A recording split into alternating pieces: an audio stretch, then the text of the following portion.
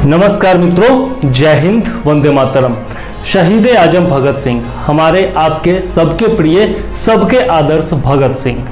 कल 23 मार्च है और सब लोग तैयारियां कर रहे होंगे। कोई अपनी डीपी बदलने की तैयारी कर रहा होगा, कोई टी शर्ट मंगवा रहा होगा, कोई लंबे चौड़े पोस्ट्स लिख रहा होगा, तो कोई पोस्टर लिख रहा होगा। कहीं संगोष्ठी का आयोजन किया जाएगा तो कहीं मीटिंग बुलाई जाएगी, उनके विचारों, उनके कोट्स का वर्णन किया जाएगा। जी हाँ, हम लोग इसी स्वरूप में भगत सिंह को याद करते हैं, भगत सिंह को श्रद्धांजलि अर्पित करते हैं। लेकिन क्या हम उनके आदर्शों पर चलते हैं?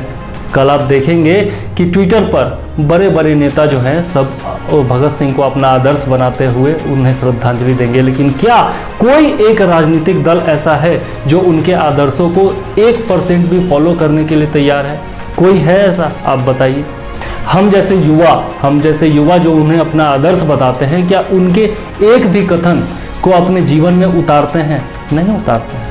हम लोग क्या करते हैं? हम लोग उन्हें एक पोस्टर बॉय की तरह याद करते हैं, एक हीरो की तरह याद करते हैं जो बर्फ की सिल्लियों पर लेटा हुआ अंग्रेजों की चाबुक खा रहा है और डायलॉग मार रहा है। और हम लोग क्या करते हैं? तालियां बजाते हैं, सीटियां मारते हैं और उत्साहित होकर फिर वापस आते हैं, बोलते हैं इनकलाब जिंदाबाद। जी हाँ, सिर्फ इतना ही भगत सिंह का स्वरूप हमारे सामने पेश किया गया है। हमें इतिहासों में तो गलत पढ़ाया ही गया है, हम उन्हें भी गलत स्वरूप में देखते हैं, एक हीरो के रूप में देखते हैं, एक पोस्टर बॉय के रूप में देखते हैं। उनका असली स्वरूप हम नहीं जानते। हम उन्हें एक ऐसे नौजवान के रूप में जानते हैं जिसका पोस्टर, जिसके पुतले हर गली मोहल्ले चौराहों पर दिखाई देते हैं। एक बंदूक हाथ में होती है और वो किसी की हत्या करने जा रहा होता है। उसके बारे में कहानियां सुनाई जाती है कि उसने असेंबली में बम फोड़ा था, लेकिन क्यों फोड़ा था यह कोई नहीं बताता है। सब लोग उनके डायलॉग याद रखते हैं कि बहरों को सुनाने के लिए धमाके की जरूरत होती है, लेकिन वो धमाका क्या होता है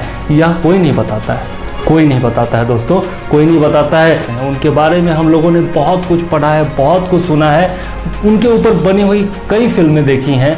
हर जगह, हर चीज़ में हमें सिर्फ इतना दिखाया जाता है, एक बच्चा है जो जलियांवाला बाग की खून से सनी हुई मिट्टी को एक बोतल में बंद कर रहा है और उसकी आरती उतारता है और यह शपथ उठाता है कि हम अंग्रेजों को भारत से मार भगाएंगे। एक टीनेजर जो कि असहयोग आंदोलन शुरू होने पर सबसे आगे खड़ा होकर आंदोलन का नेतृत्व करते हुए विदेशी कपड़ों की होली जलाता है और चौरी चौरा के बाद जब असहयोग आंदोलन समाप्त हो जाता है तब वह उदास होकर के घर छोड़ देता है और क्रांति की राह पर निकल जाता है। जवानी में चंद्रशेखर आजाद जी के ग्रुप से जुड़ता है, क्रांति की हवा उसे लगती है, क्रांति की राह पर निकल पड़ता है, सैंडर्स की हत्या कर देता है। भगत सिंह एक ऐसा नौजवान जिसने मात्र 23.5 साल की उम्र में फांसी का फंदा हंसते हंसते चूम लिया था और जब उनके पिताजी अंग्रेजों के सामने उनके गुनाह की माफी मांगने गए थे तो अपने पिताजी को ललकारते हुए कहता है कि नहीं पिताजी, आप ऐसा नहीं कर सकते,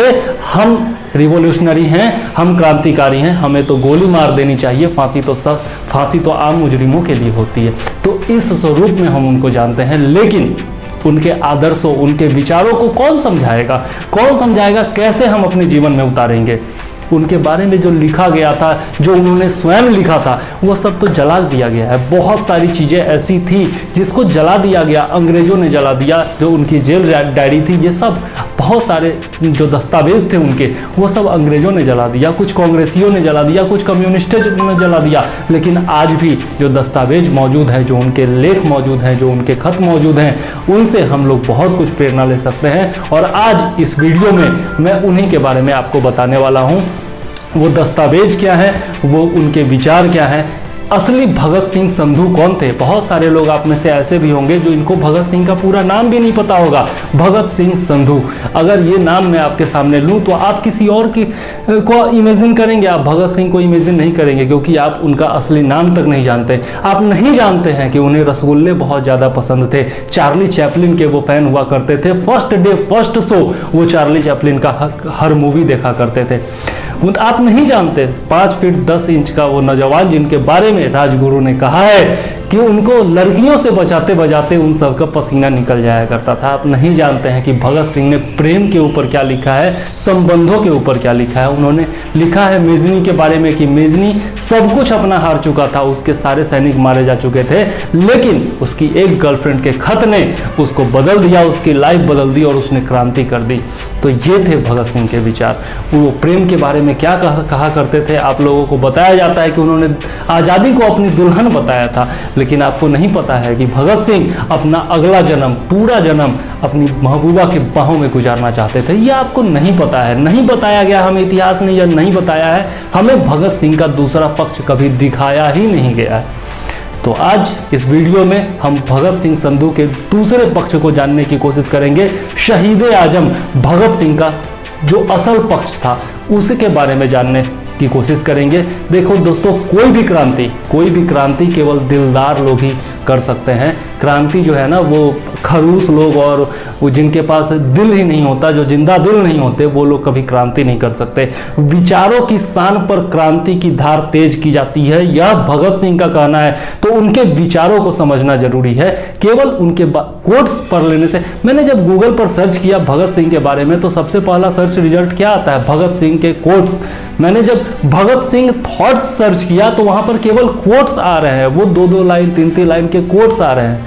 मुझे भगत सिंह का पूरा लेख भी ढंग से नहीं मिला, लेकिन फिर भी मैंने कुछ लेख पढ़े, कुछ विचार पढ़े उनके, कुछ लोगों का वीडियो देखा, पीयूष मिश्रा जैसे लोगों का वीडियो देखा, और भी बहुत सारे लोग हैं जिन्होंने उनके ऊपर किताबें लिखी हैं, उनके लेखों को छापा है, उनके विचारों को सुना, और तब मैं ये वीडियो आपके सामने लेकर के आ रहा हूँ। उम्मीद है कि आपको ये वीडियो पसंद आएगा, आप भगत सिंह के विचारों से प्रभावित होंगे, उनका असल पक्ष जानकर आप में भी कुछ उनके बारे में जानने की, उनके विचारों को अपने जीवन में उतार कर अपने सफलता के पथ पर अग्रसर होने का विचार मन में आएगा।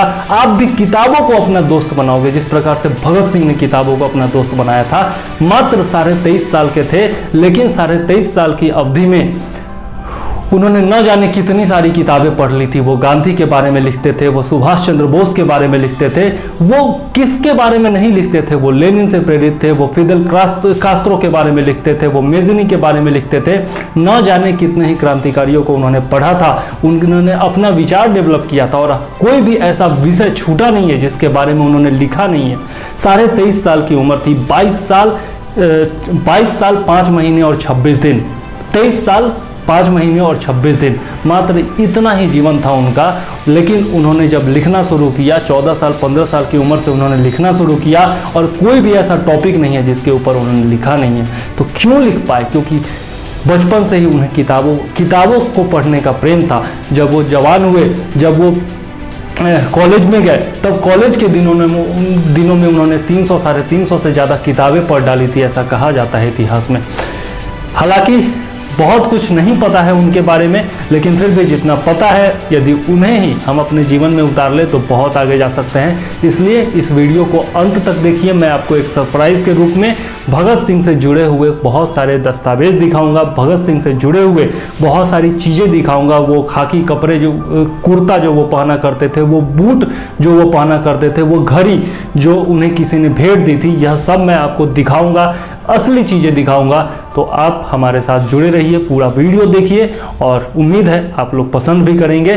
तो यदि आपको वीडियो पसंद आता है तो इसे लाइक कर दीजिएगा और शेयर कर दीजिएगा, ताकि अन्य लोग भी भगत सिंह संधू जी का ओरिजिनल जो पक्ष है वह जान सके, शहीद आजम भगत सिंह का परिचय प्राप्त कर सके, असली परिचय प्राप्त कर सके। और चैनल पर यदि नए हैं तो चैनल को सब्सक्राइब कर लीजिएगा और बेल आइकॉन दबा दीजिएगा, ताकि ऐसे ही बेहतरीन वीडियोज का नोटिफिकेशन आपको टाइम पर मिलता रहे। तो चलिए समय न गवाते हुए शुरू करते हैं आज का अपना वीडियो, और मैं चंद्रवर्धन एक बार फिर आपका स्वागत करता हूँ PCS एडुकेयर में।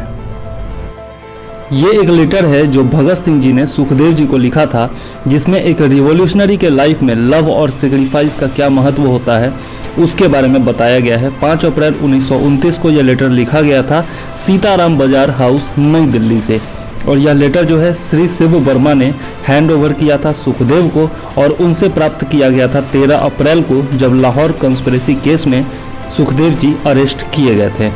जब असेंबली में बम फेंकने का मौका आया था, तब चंद्रशेखर आजाद जी ने भगत सिंह को छोड़कर 2 अन्य क्रांतिकारियों को इसके लिए चुना था। भगत सिंह ने उन्हें समझाया भी था, लेकिन वो नहीं माने, क्योंकि भगत सिंह की जिंदगी बहुत ज़्यादा कीमती थी। तब सुखदेव ने बहुत ही गंभीर आरोप लगाए थे भगत सिंह पर, जिसका जवाब उन्होंने जेल से इस लेटर के जरिए दिया था।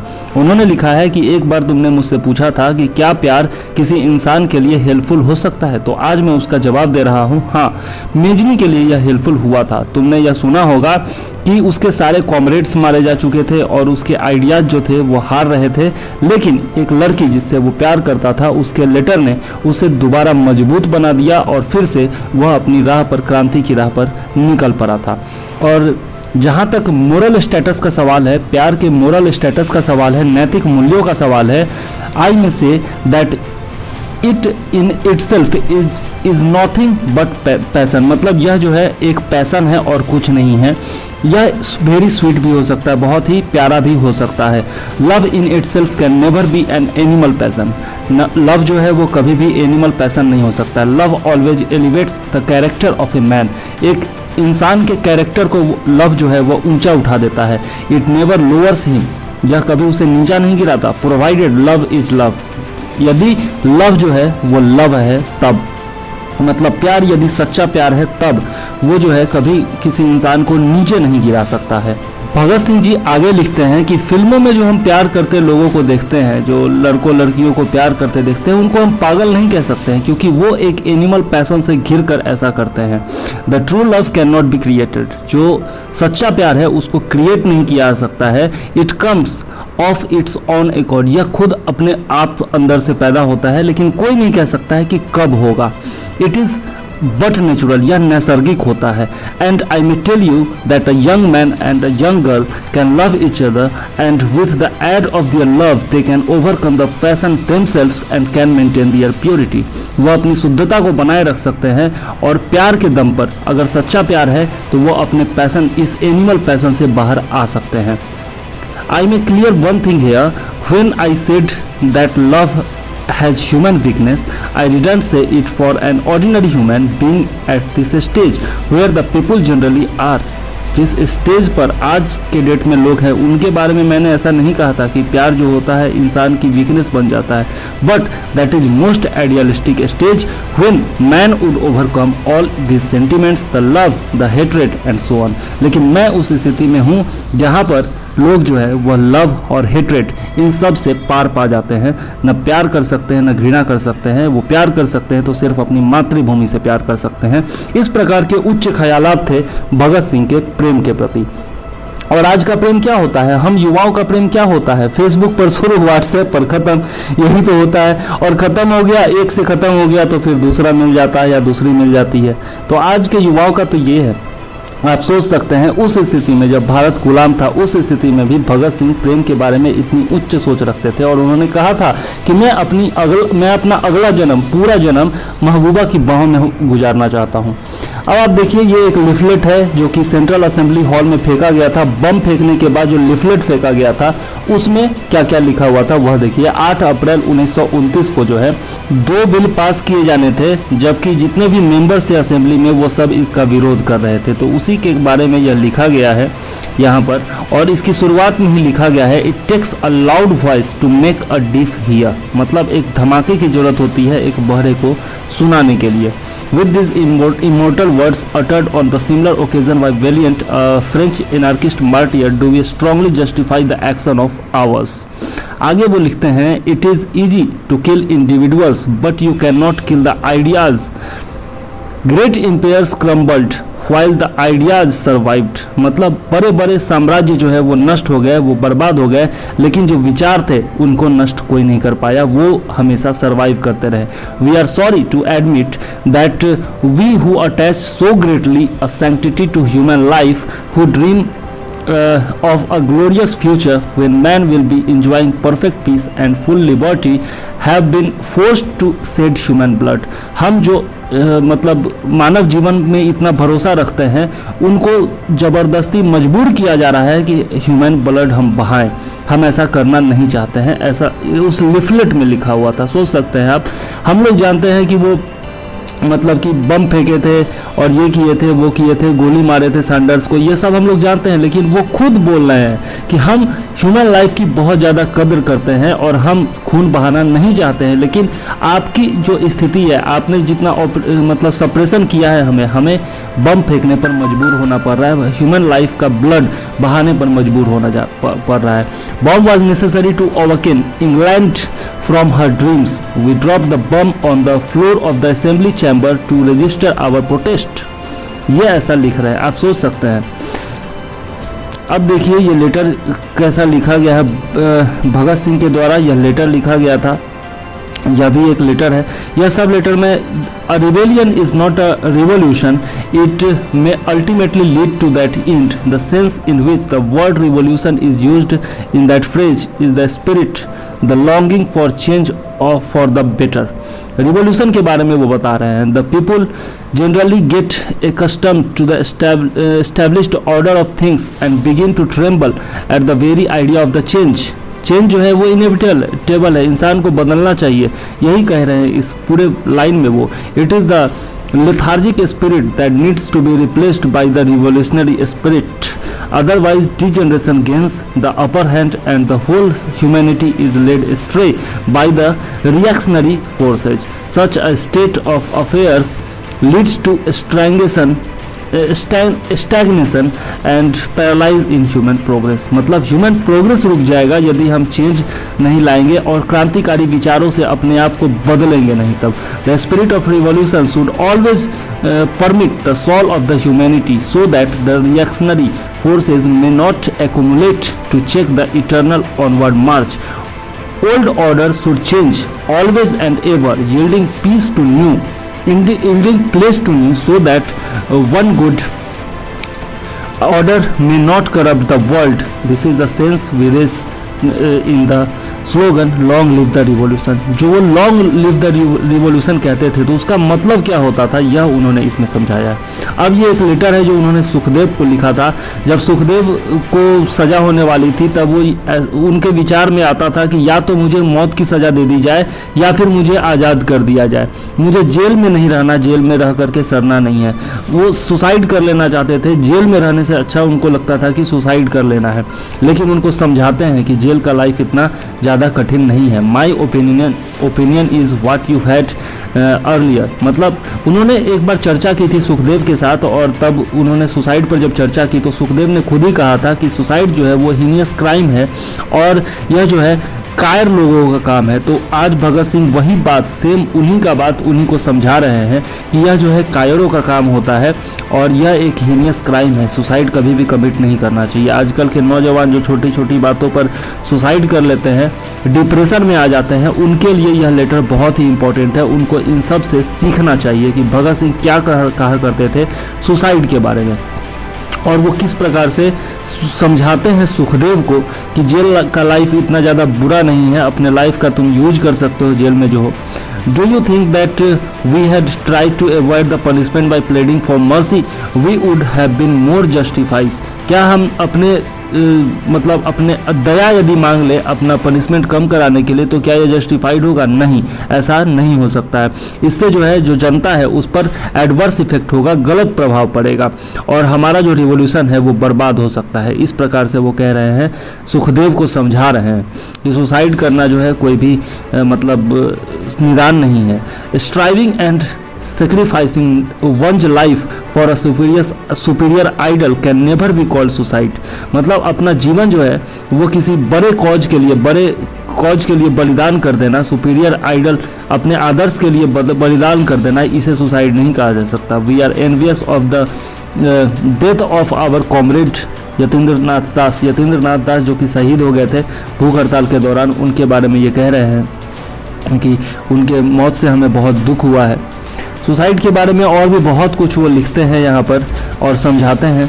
Await that day patiently when the sentence will be announced and they will be hanged. This death will also be beautiful. यह जो मौत होगी वह भी खूबसूरत होगी। But committing suicide to cut short the life just to avoid some pain is cowardice. मतलब दर्द को मिटाने के लिए अपना जीवन खत्म कर देना यह कायरता होगी। I want to tell you that obstacles make a man perfect. जो कठिनाइयाँ होती है वही एक इंसान को परफेक्ट बनाती है। Neither you nor I rather can never think of suicide even live one alone attemptingly, मतलब दूसरे को अकेला छोड़कर हम में से कोई भी जो है वह सुसाइड करने का सोच भी नहीं सकता है। A man with believes and ideals like mine could never think of dying uselessly. We want to get the maximum value of our lives, we want to serve humanity as much as possible, particularly a man like me whose life is nowhere sad or worried can never think of suicide, even live alone attempting it. The same thing I want to tell you now. I hope you will permit me to tell you what I think about myself. I am certain of capital punishment for me. मुझे capital punishment होगा ये मैं जानता हूँ, ये वो जानते थे और खुद लिख रहे हैं। अब देखिए लेटर टू फादर, अपने पिताजी को क्या कहते हैं। जब उनके पिताजी मर्सी पिटीशन लेकर के चले गए थे और इनको पता चला था, तब वो अपने पिताजी को लेटर लिख रहे हैं। I have not been able to understand how you could think it proper to submit such a petition at this stage and this circumstances in spite of all the sentiments and feelings of a father. I don't think you were at all entitled to make such a move on my behalf without even consulting me. You know that in the political field my views have always differed with those of yours.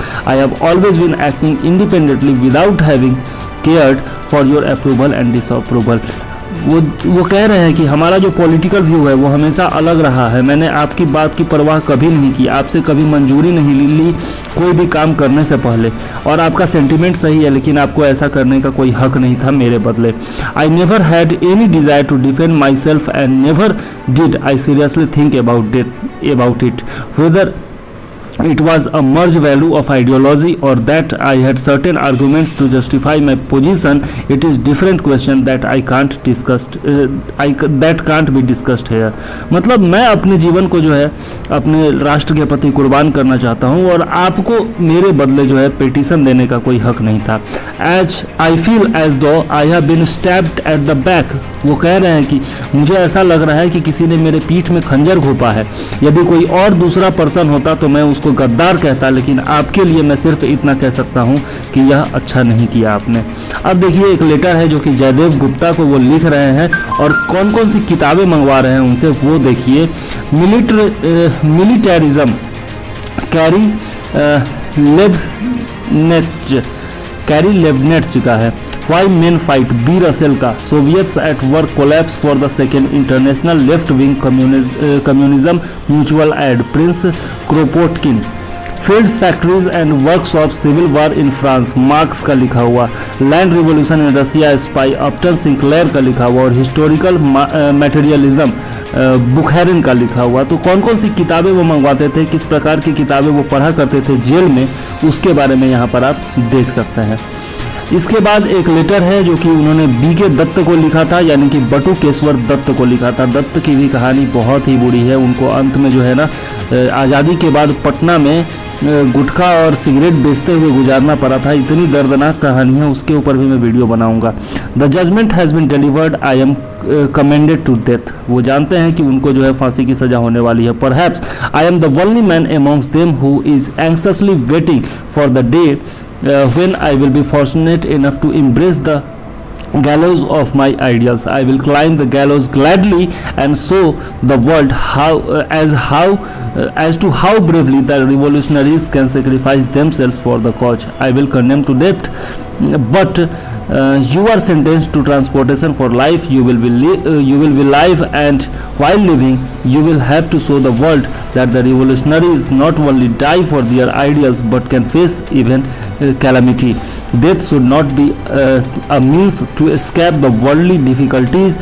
Those revolutionaries who have a chance to escape the gallows of the ideals but also bear the worst type of the failures. मतलब वो कह रहे हैं कि मुझे तो मौत हो जाएगी लेकिन तुम जिंदा रहोगे। मैनिफेस्टो जो है ये आपका नौजवान भारत सभा का मैनिफेस्टो है। जब मीटिंग से पहले यह लिखा गया था, नौजवान भारत सभा की मीटिंग जो हुई थी तो उसका मैनिफेस्टो लिखा गया था। The great leaders have lost faith in the cause and most of them no more enjoy the confidence of the masses. किसी को भी जो है जनता का विश्वास हासिल नहीं है, ऐसा कह रहे हैं। There is no programme and enthusiasm, कोई भी जो है उनके पास कोई कार्यक्रम नहीं है, कोई इंथुजियाज्म नहीं है किस प्रकार से आज़ादी दिलाई जाएगी, और वो जो है champions of the Indian independence कहे जाते हैं। हर जगह केओस मचा हुआ है, हर जगह भगदड़ है, but the chaos is inevitable and necessary phase of the course of making a nation. लेकिन एक राष्ट्र के बनने में ये जो केओस है यह जरूरी होता है, यह तो अवश्यंभावी होता है, ऐसा कहना है भगत सिंह जी का। लेकिन वो अपने नेताओं के बारे में कह रहे हैं, अन्य नेताओं के बारे में कह रहे हैं कि उनके पास कोई प्रोग्राम नहीं है और जनता का भी उनको विश्वास हासिल नहीं है। ये एक हिस्टोरिक क्वेश्चन है कि would you be govern by sword और पेन, तुम्हें तलवार से जीता जाएगा या फिर पेन से जीता जाएगा। तो उसका आंसर जो है खुद ही लॉर्ड बिर्केनहेड ने दे दिया, विद द स्वॉर्ड वी वोन इंडिया, तलवार के दम पर हमने इंडिया को जीता है और तलवार के दम पर ही हम अपना शासन कायम रखेंगे। After remembering Jallianwala and Manawala outrage it looks absurd to quote that a good government can not be substituted for a self government, मतलब एक अच्छा जो शासन है उसको सेल्फ गवर्नमेंट के जगह पर लाया नहीं जा सकता है। ठीक है, मतलब सेल्फ गवर्नमेंट से ज़्यादा अच्छा जो है कोई भी, कितना भी अच्छा गवर्नमेंट क्यों ना हो, वो स्वशासन से ज़्यादा अच्छा नहीं हो सकता, ये कहने का मतलब है। आगे वो लिखते हैं कि shall we wait for an uncertain stage to make us feel that we are oppressed people, क्या हमको मतलब किसी ऐसे दिन का इंतज़ार करना होगा क्या जब हमको पता चलेगा कि हाँ हमारा सॉपरेशन हो रहा है, हमारा जो है शोषण हो रहा है, क्या उस दिन के लिए हम इंतज़ार करें? क्या फंडामेंटल प्रिंसिपल्स ऑफ लिबर्टी हम जानते हैं कि जो आज़ादी है उसका फंडामेंटल प्रिंसिपल क्या है? क्या हम जानते हैं? यंग मेन से मेरा कहना है, young men awake arise we have slept so long, मतलब हम लोग बहुत दिनों तक सो लिए, अब जो है जागने का समय आ गया है और आगे बढ़ने का समय आ गया है। हम यंग लोगों से ही सिर्फ इतना इसलिए कहना चाहते हैं क्योंकि यंग लोग जो है वो टॉर्चर्स को सह सकते हैं, वो मृत्यु का सामना कर सकते हैं बिना हिचकिचाहट के, because the young bear the most human tortures seemingly the face death without hesitation, वो लोग जो है बिना हेजिटेशन के डेथ का मुकाबला कर सकते हैं, मृत्यु का मुकाबला कर सकते हैं। Because the whole history of human progress, मतलब मानव इतिहास का जो पहलू है, हर पहलू है जो प्रोग्रेस हुआ है मानव इतिहास का, वह नौजवानों ने ही लिखा है, अपने खून से ही लिखा है। तो हम नौजवानों से ही यह कहना चाहते हैं कि आप जागिए। While we Indians what are you be doing, मतलब हम एक इंडियन होने के नाते क्या कर रहे हैं? ब्रांच ऑफ पीपल ट्री, एक पीपल के पेड़ का पत्ता टूट जाता है या फिर एक पीपल के पेड़ का शाखा टूट जाता है तो हिंदुओं की जो भावना होती है वो आहत हो जाती है, और तजिया जो निकाला जाता है उसका एक पेपर अगर फट जाए तो मुसलमानों का जो आपका जो अल्लाह है वो जो है वो गुस्सा हो जाते हैं या वो खतरे में आ जाते हैं। तो हम लोग क्या कर रहे हैं? हिंदू और मुस्लिमों का झगड़ा क्यों कर रहे हैं? ये छोटी छोटी बातों पर जो हम झगड़ा कर रहे हैं ये बहुत ही गलत है। और एक जानवर के नाम पर या फिर एक छोटे से अपने सेक्रेड एनिमल्स के नाम पर, मतलब पवित्र पशु के नाम पर हम आपस में लड़ते रहते हैं, तो ये गलत है। जब तक हम आपस में लड़ते रहेंगे तब तक बाहरी जो है वो हम पर आक्रमण करते रहेंगे। कुछ लोग कहते हैं कि वो जो है यूनिवर्सल ब्रदरहुड चाहते हैं, मतलब कि अंतर्राष्ट्रीय जो भाईचारा है उसको निभाना चाहते हैं, इसलिए हमको अंग्रेजों से लड़ना नहीं चाहिए, लेकिन वो भी गलत है। They are our brothers, a good idea, a beautiful phrase, but they miss its implication, लेकिन वो इसका इम्प्लीकेशन भूल जाते हैं। ये आइडिया उनका अच्छा है कि भाईचारा बना हुआ रहना चाहिए, लेकिन वो इसका इम्प्लीकेशन भूल जाते हैं कि इसका प्रभाव हमारे भारत पर क्या पड़ रहा है। The doctrine of universal brotherhood demands that the exploitation of man by man and nation by nation must be rendered impossible, मतलब एक आदमी दूसरे आदमी का शोषण न करे, एक राष्ट्र दूसरे राष्ट्र का शोषण न करे, तभी अंतर्राष्ट्रीय भाईचारा पॉसिबल है, ऐसे पॉसिबल नहीं है। लेकिन British rule of India, British rule जो है वो भारत में वह इसका पालन नहीं करता है, हम पर शोषण किया जाता है और एक इंसान का दूसरे इंसान पर शोषण आज के डेट में जारी है, इसलिए इंटरनेशनल ब्रदरहुड की बात करना गलत है। आगे वो लिखते हैं, this men are noble and self denying but they can not understand that the charity can not be solve, कुछ वो लिखते हैं, जो लोग चैरिटी करते हैं उनके बारे में भी लिख रहे हैं कि गलत करते हैं वो लोग। Religious superstitions and bigotry are great hindrance to our progress. जो आप हमारा रिलीजियस सुपरस्टिशन है, जो हमारा धार्मिक अंधभक्ति है, वो जो है हमारे प्रोग्रेस में एक रुकावट है, ऐसा उनका कहना है। उनका कहना है कि हिंदुओं में जो एक्स्ट्रा टेरिटोरियलिज्म है और फैंटासिज्म है और जो मोहम्मडन्स हैं उनमें जो नैरो माइंडेडनेस है, यह सब जो है हमारे देश के लिए खतरनाक है। और जब तक ऐसा बना रहेगा तब तक फॉरेन इनेमी जो है, जो विदेशी दुश्मन है, वो हम पर आक्रमण करते रहेंगे। Young man with revolutionary zeal from our communities are required for the task. Having achieved nothing, we are not prepared to sacrifice anything for any achievement. Our leaders are fighting amongst themselves. हमारे जो नेता है वो आपस में ही लड़ते जा रहे हैं और कुछ भी नया करने के लिए तैयार नहीं है। हम वो अचीवमेंट प्राप्त नहीं कर सकते हैं जो हम चाहते हैं जब तक हम आपस में ही लड़ते रहेंगे, जब तक कम्युनिटीज़ के बीच में जो है डिवाइड फैलाया जाता रहेगा हमारे लीडर्स के द्वारा। और आज भी हमारे देश में क्या हो रहा है, हमारे राजनेता क्या कर रहे हैं, आप देखिए। आज के स्थिति से भगत सिंह के विचारों की तुलना कीजिए कि आज के डेट में भी भगत सिंह के विचार कितने ज़्यादा प्रासंगिक है। आज भी नेता वही कर रहे हैं, हिंदुओं को, मुसलमानों को आपस में लड़ा रहे हैं और हम भी लड़ते जा रहे हैं।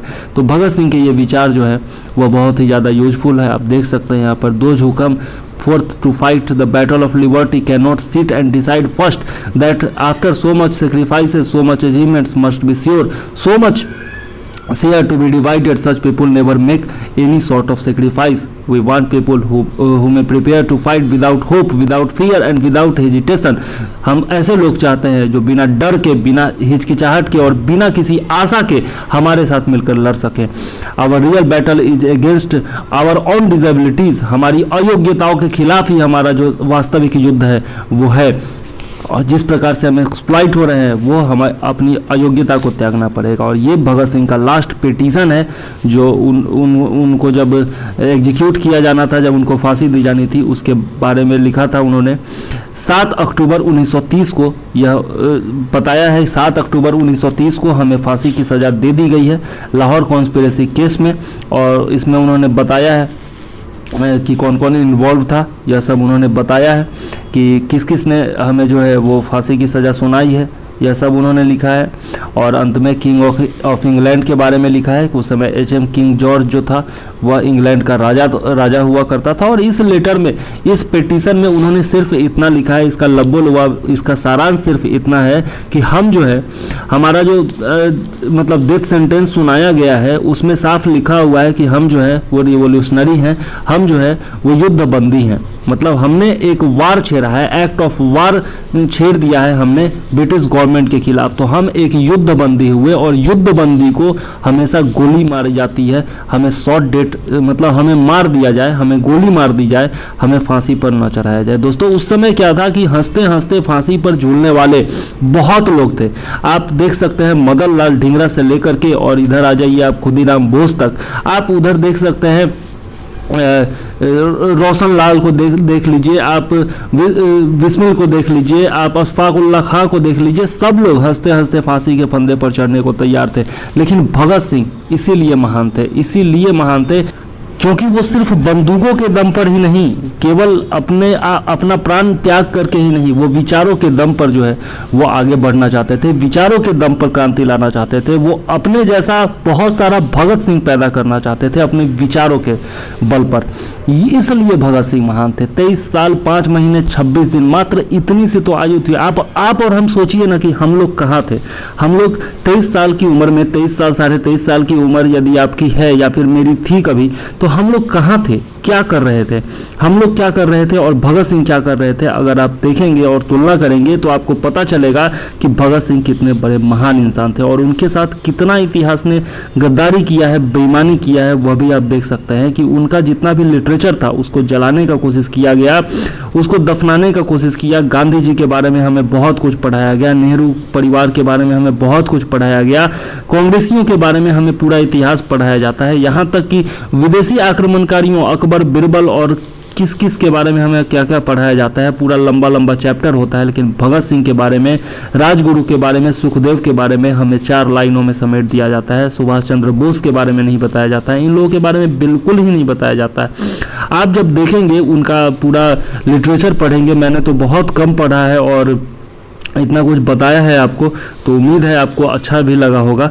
लेकिन अगर आप पूरा उनका पढ़ते हैं लिटरेचर, जो कि आपका अवेलेबल है shahidbhagatSingh.org, www.shahidbhagatSingh.org एक वेबसाइट है जहां पर आपको बहुत सारा लिटरेचर उनका पढ़ने को मिल जाएगा। यदि आप दिल्ली में रहते हैं तो दिल्ली सरकार की भी एक वेबसाइट है और एक उन्होंने ट्रेजरी बनाया है भगत सिंह के नाम से, तो वहां पर भी जाकर के आप पढ़ सकते हैं उनके लिटरेचर को और उनके बारे में बहुत कुछ जान सकते हैं। भगत सिंह आर्काइव करके भी दिल्ली में बना हुआ है, तो आप जाइए और ज़रूर से ज़रूर पढ़िए।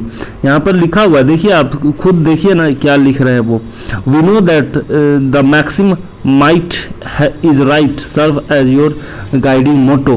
The whole of our trial was just a proof of that. मतलब हमारा जो ट्रायल हुआ था यह प्रूफ था कि आप जो है हमें मारना ही चाहते हैं। According to the verdict of your court we had waged war and were therefore war prisoners and we claim to be treated as such. That is, we claim to be shot dead instead of to be hanged. It rests with you to prove that you are really meant what your court has said. वैसे तो अपनी छोटी सी ही उम्र में भगत सिंह ने बहुत कुछ लिखा था, लेकिन सबको मिटाने की कोशिश की गई, कुछ अंग्रेज़ों के द्वारा, कुछ कांग्रेसियों के द्वारा, कुछ कम्युनिस्टों के द्वारा और कुछ जो है इधर उधर गायब हो गए।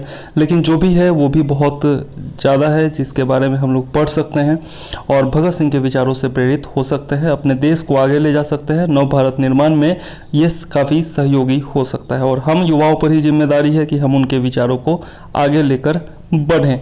तो कृपया कर इस वीडियो को शेयर कीजिए, भगत सिंह के विचारों को अधिक से अधिक लोगों तक पहुंचाइए और भगत सिंह के विचारों से प्रेरित होकर अपने देश निर्माण में अपने महत्वपूर्ण भूमिका निभाइए। और मुझे दीजिए इजाज़त। जय हिंद, वंदे मातरम, इनकलाब जिंदाबाद।